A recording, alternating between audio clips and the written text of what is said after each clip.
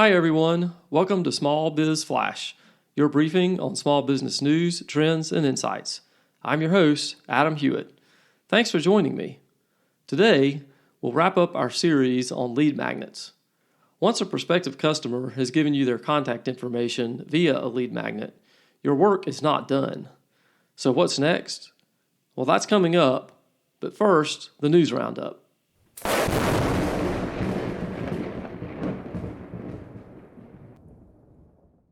Small business leaders are gradually becoming less pessimistic about the economy, according to the July Wall Street Journal Vistage Small Business CEO Confidence Index. After a 13-point decline from May to June, the proportion of small businesses believing the economy will worsen in the next 12 months dropped another 7 points last month to reach 37%, the lowest level since February 2022. 56% of small businesses expected to see increased revenues in the coming 12 months, up from 48% in May. But another poll of small business employers contains more glumness. According to the July Small Business IQ monthly poll from Job Creators Network, businesses had a slightly more negative view of both their own conditions and the overall economy's conditions in July than in June. Only 53% of respondents said their business's financial condition was good last month, down from 58% in June. The Main Street Tax Certainty Act, a bill introduced in Congress this spring, would make permanent the 20% small business deduction for qualified business income.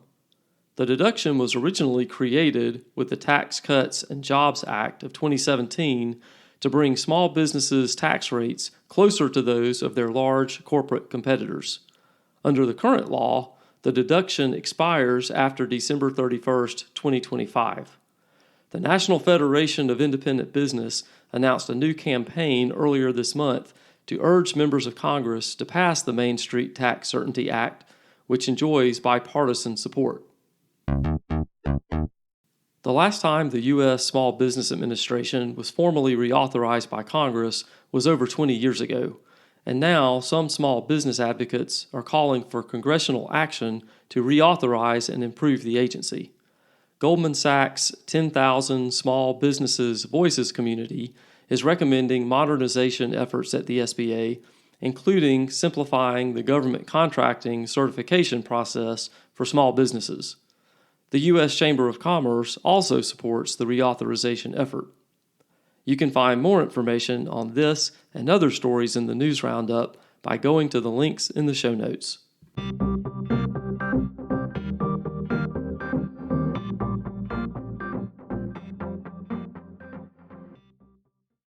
Small business owners, you need the pros at SBS Accounting and Advisors to keep your AP, AR, and financial statements on track.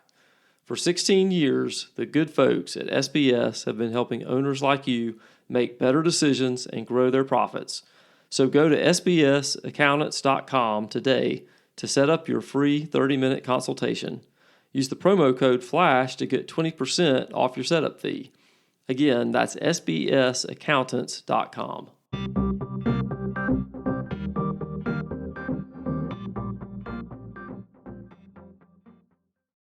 Today we're going to be finishing up our series on lead magnets, so if you haven't caught the first two episodes in this series, I would encourage you to go back and listen to those. But we're going to be discussing today, what do you do once you get the contact information that you have asked for from those prospects? And we're specifically going to be talking about email addresses today. So that's the big question, and hopefully you have started with the end in mind, and you have an idea of what you want to accomplish, and we're going to assume that you want to make a sale.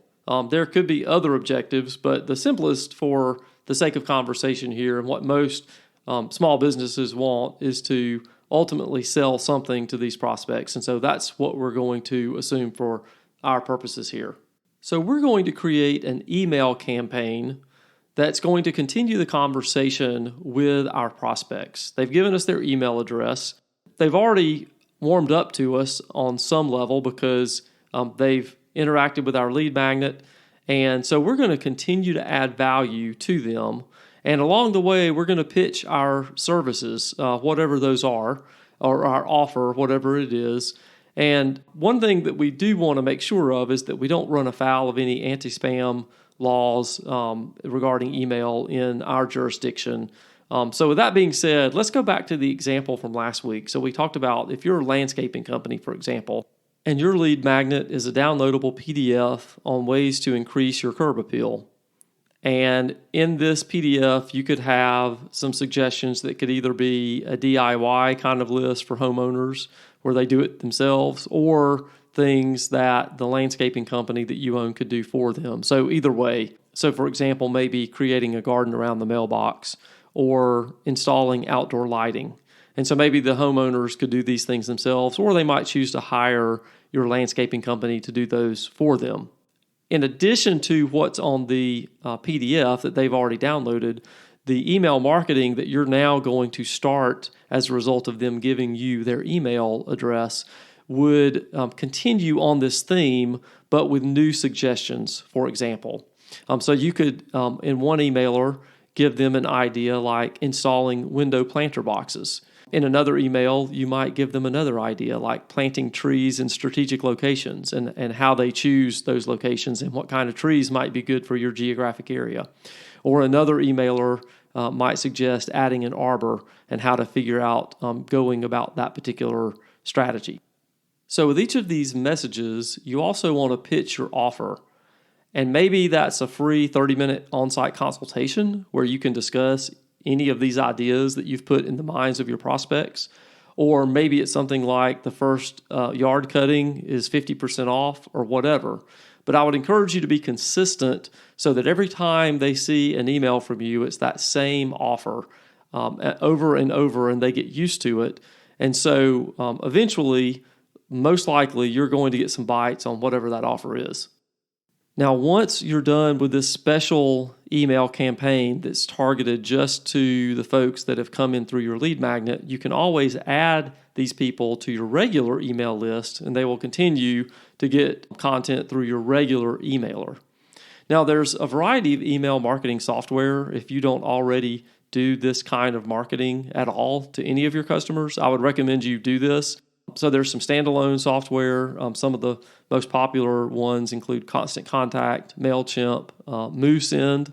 There's also email marketing software within CRMs such as HubSpot or Zoho Campaigns, which integrates with Zoho CRM. And I'll put links to CRM ratings and reviews from both Trust Radius and G2 in the show notes, so you can check all of those out. But the bottom line takeaway here is you don't want to sit on your leads. You've worked really hard to get them, so now continue to cultivate that relationship with an email campaign that is dedicated to their particular interests and needs, and invite them to do business with you all along the way. That's the show for this week. Please tell someone about the podcast, and a comment on LinkedIn, Facebook, or YouTube would be great as well. Thanks, and I'll see you next time.